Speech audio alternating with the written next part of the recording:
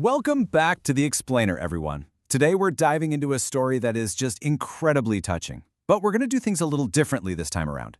Instead of looking at this from the outside in, I really want you to try and imagine the world when you're only a few inches tall. We are stepping right into the paws of our main character, a little puppy named Bobo. We're going to experience his whole remarkable journey, the rescue, the sense of belonging, and some wild, unexpected twists, exactly the way he felt them. It's a journey that teaches us so much about resilience and what family truly means. So let's just jump right in.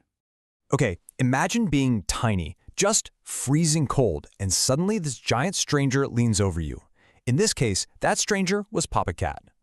Bobo's mind wasn't filled with immediate relief at all. His little heart was absolutely pounding. His thoughts were racing, pleading. "Are you taking me somewhere safe? Please don't leave. Please." He was begging for safety, but at the same time, terrified of having to say another goodbye. Literally, every muscle in his small body was braced for the worst, even as he desperately hoped for the best. To really understand that sheer panic, you have to feel his reality in that moment.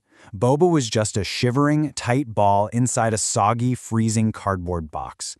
The rain around him was deafening. From his perspective down there on the ground, the entire universe consisted of nothing but cold water, pure exhaustion, and gnawing hunger.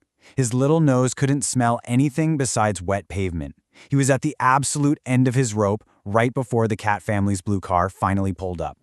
So they rushed him to Whiskerwood Animal Hospital. And the vet's orders were pretty straightforward. Get some rest, eat warm food, and take medicine on time. But to Bobo, these weren't just clinical medical orders written on a clipboard. It was this sudden, totally unfamiliar sensation of gentle hands actually working to heal him, not hurt him. It was the strange but honestly wonderful feeling of a full belly and this massive, sudden rush of safety washing over him after days of just pure terror. I mean, talk about a 180. Within just a few hours, his whole world flipped upside down, in the best way possible. That freezing, wet cardboard box was completely replaced by a huge, soft bed right next to a crackling fire. Instead of shivering in some puddle on the street, he felt Mama Cat's gentle paws stroking his fur, and he tasted a warm, sweet bowl of milk. His physical reality had shifted from a literal waking nightmare straight into a dream. And you know, as the warmth finally started returning to his little paws, a much deeper ache began to fade away. He thought to himself, "I thought no one wanted me. I thought I was forgotten." Surrounded by Mama Cat, Papa Cat, and their kittens Tutu and Mimi, that incredibly heavy fear of being unlovable just started to vanish.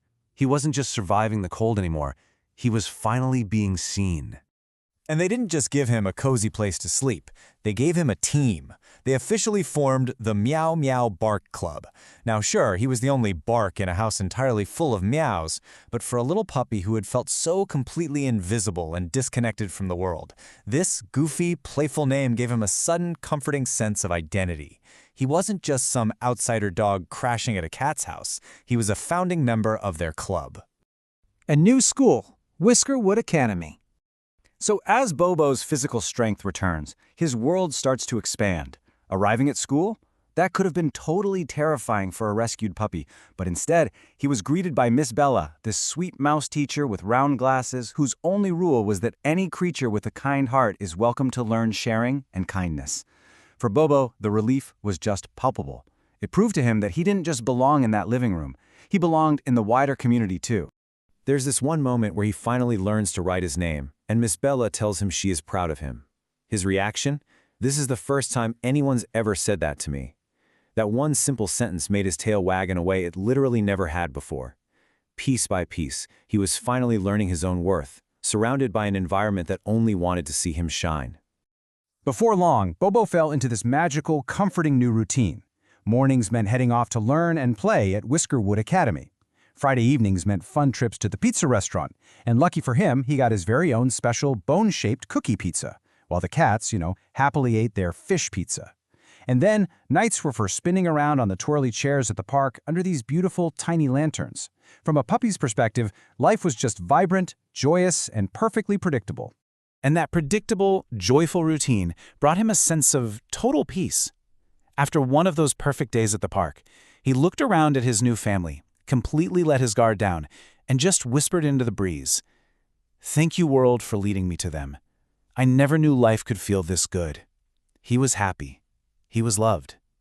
He was home. The unexpected reunion. Okay, picture this. One afternoon, Bobo is just standing at the school gates, and suddenly he catches a terribly familiar scent. He turns around and sees two muddy, totally exhausted large dogs, and they are just trembling with hope. These were his biological parents. They hadn't abandoned him. They had been desperately, endlessly searching every single alley and street for their lost baby. For Bobo, the shock was absolute, breathless. The past he thought was gone forever was suddenly standing right in front of his perfect present. So now, his tiny heart is caught right between two worlds.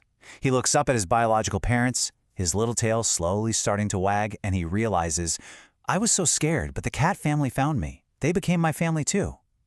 The beautiful thing here is that he didn't have to choose. He didn't have to reject his rescue. In that profound moment, his heart just grew large enough to fiercely love and include both families. But of course, going back with his dog parents meant he had to leave the cat household. The pure joy of being found was pretty quickly shadowed by this really bittersweet conflict. He thought, who will finish the glitter dragon drawing with me? Who will whisper silly words during story time? Those questions really capture the very real grief he felt. He was absolutely terrified to lose that everyday connection with his adoptive brother and sister, Tutu and Mimi.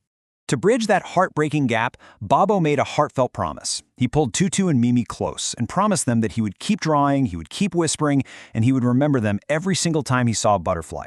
From his point of view, making this promise was the only way to make sure that physical distance would never, ever erase the incredibly deep bond they had forged back when he was at his most vulnerable.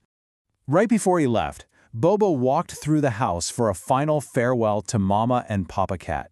He trotted up to them, nuzzled their paws, and thanked them for every single little thing they did to piece his life back together. He remembered them giving him his first warm bath, patiently fixing his homework, gently brushing his fur, and reading him his very first bedtime story. He wanted to acknowledge every single act of parental love they had so freely given him. And honestly, that leads us to what I think is the most beautiful math in the world, the number 2.